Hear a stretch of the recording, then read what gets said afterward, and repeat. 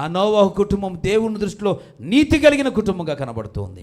ఆ ఓడను కట్టడానికి ఎంత ప్రయాసపడ్డారో, ఓడను కట్టడానికి ఎంత ప్రయాసపడ్డారో పిల్లరా. వారి పనులు వారు మానుకున్నారు. ఆ ఓడ సంపూర్ణమైపోయేదాకా కూడా ప్రతి కుటుంబ సమేతంగా కష్టపడ్డారండి. కష్టపడ్డారు, ఎంతో ప్రయాసపడ్డారు పిల్లరా. 300 మూరల పొడవు, 50 మూరల వెడల్పు, 30 మూరల ఎత్తు, అన్నీ ఒకే రకమైనటువంటి కర్రతో స్థితిసారకపు మ్రానుతో ఆ యొక్క ఓడను తయారు చేయాలి పిల్లరా. దానికి లోపల బయట కీలు పోయాలి పిల్లరా. ఇదంతా ఒక సిస్టమ్.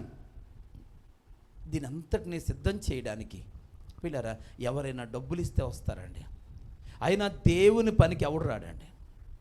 అన్నిటికీ వస్తారు, కానీ దేవుని పనికి మాత్రం రారు పిల్లరా.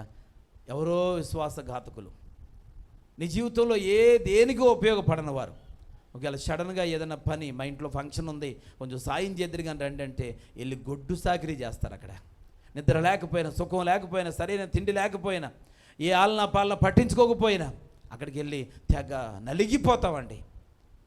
రాత్రనక పగలనక శ్రమ పడిపోతాం. ఇంకో మాటలో చెప్పాలంటే నిన్నటి నుంచి నేను స్నానమే చేయలేదు అని ఇది ఒక గొప్ప సాక్ష్యంలో మాట్లాడుతూ ఉంటాం.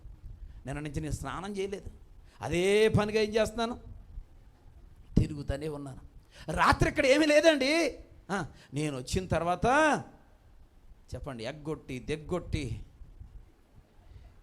వాళ్ళందరినీ లెగ్గొట్టి ఇవన్నీ నిలబెట్టాను. దీనంతటికి ఈ రూపానికి గల కారణం ఇదిగో చూడండి, నా బట్టలు ఎలా మాసిపోయినాయో. నిన్న నుంచి మొఖం కూడా కడుక్కోలేదు, పచ్చి మంచినీళ్ళు పోయిలారా. ఆ ఫంక్షన్, ఆ కార్యక్రమం అయిపోయిన తర్వాత ఆ ఓట్ ఆఫ్ థ్యాంక్స్లో వీడి పేరు వినబడదండి. అప్పుడు వచ్చి 2 ముక్కలు చెప్పిన నాకు 4 ముక్కలు ఎక్కువ వేస్తారు పోయిలారా. అలాగే అద్భుతమైన ఒక మంచి కానుక కూడా నాకు ఇస్తారు. ఎవరెవరో అప్పటికప్పుడు వచ్చి వేసిన కుర్చీల మీద కూర్చొని అన్ని బాగా చేస్తారు. మరి కుర్చీలు ఎందుకు తోడలేదు, రే లరా కుర్చీ తోడు అంటాడు అక్కడ. మళ్ళీ ఇప్పుడు ఇలా ఆడు కూడా వచ్చి, అప్పుడు వచ్చినోడు కూడా నిన్నటి నుంచి పని చేసినోడికి పని చెప్తాడు పిల్లరా. ఆడి పేరు వినబడుతుంది, ఈడి పేరు వినబడుతుంది, కానీ ఈ అనకుండి ప్రయాసపడినటువంటి వాడి పేరే వినబడదు. నేను చాలాసార్లు చూశాను కార్యక్రమాల్లో, నేనే చేశానండి నిన్నటి నుంచి అని చెప్పేసి అన్నవాళ్ళ పేర్లు. ప్రియ సహోదరి సహోదరులరా, నీవు కొన్నిసార్లు ఎంతో దొరిలేస్తావు, కానీ నీకు సమాజంలో నీకు గుర్తింపు ఉండదు.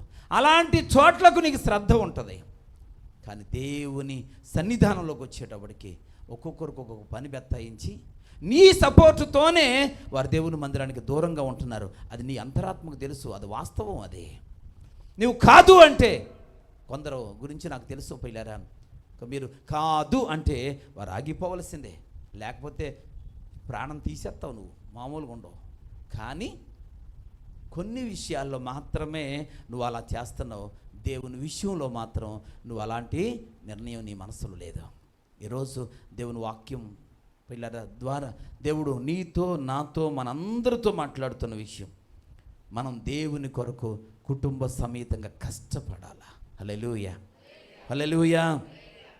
పిల్లరా, నేను దేవుని పని చేస్తున్నాను, నువ్వు రాక్కర్లేదులే. కుటుంబానికి 1-2 చొప్పున వచ్చి నేను పని చేస్తున్నాను కదా, నువ్వు రాక్కర్లేదు. పిల్లరా, కొంతమంది పిల్లలను ఏ పరిచర్యలో ఏ పనికి ముందుకు రానివ్వరండి. పిల్లరా, అదేంటో నాకు ఆశ్చర్యం అనిపిస్తూ ఉంటుంది. మన బిడ్డలని దేవుని పరిచర్యలో ఉంచాలి. హల్లెలూయా. వారు దేవుని పనిలో వాడబడాలి. పాటలలో దేవుని స్తుతించేవారిగా ఉండాలి, దేవుణ్ణి ఘనపరిచేవారిగా ఉండాలి, దేవుణ్ణి మహిమపరిచే కార్యక్రమాల్లో పాల్గొనాలి. మందిర పరిచర్యలో వెలుపల జరుగుతున్న కార్యక్రమాలలో పిల్లరా, మన బిడ్డలో విరివిగా పాల్గొన్నట్లుగా వారిని ప్రోత్సహించాల్సిన అవసరం ఉంది. మనం చేస్తూ వారి చేత చేయించాల్సిన అవసరం ఉంది. 365 రోజులు ఉండవు. ఆ ప్రత్యేకమైన కార్యక్రమాలు ఉన్నప్పుడే మనము చేయాలి, మన బిడ్డలను కూడా చేయించాలి. ఆ భారం మన మనసులో ఉండాలి. నోవహు కుటుంబం పిల్లరా వాడకట్టిందండి. నోవహు కుటుంబం దేవుడి చిత్తాన్ని నెరవేర్చడానికి ఒక అద్భుతమైనటువంటి వాడను నిర్మించడంలో వారు వ్యక్తిగతంగా ప్రయాసపడ్డారు, కష్టపడ్డారండి, కష్టపడ్డారు. ఇలా నోవాహు కష్టపడ్డాడు. నోవాహు భార్య భర్తకు సహకరించింది. నోవాహు కుమారులు శ్రమపడ్డారు, కష్టపడ్డారు. నోవాహు కోడళ్ళు కూడా పిల్లలు ఆ పనిలో తనదైన శైలిలో సహాయం చేశారు. కుటుంబ సమేతంగా ఓడను కట్టే విషయంలో వారు దేవుని చిత్తాన్ని నెరవేర్చడంలో కష్టపడ్డారు. ఈరోజు దేవుని పని విషయంలో నువ్వు కష్టపడుతూ ఉన్నావా? దేవుని పని విషయంలో నీ శరీరానికి కష్టాన్ని కలగడానికి నువ్వు ఇష్టపడుతున్నావా? వాక్యం వింటున్న సహోదరి సహోదరుడా, 5వదిగా దేవుని కొరకు కష్టపడిన కుటుంబముగా నోవాహు కుటుంబం కనబడుతూ ఉంది.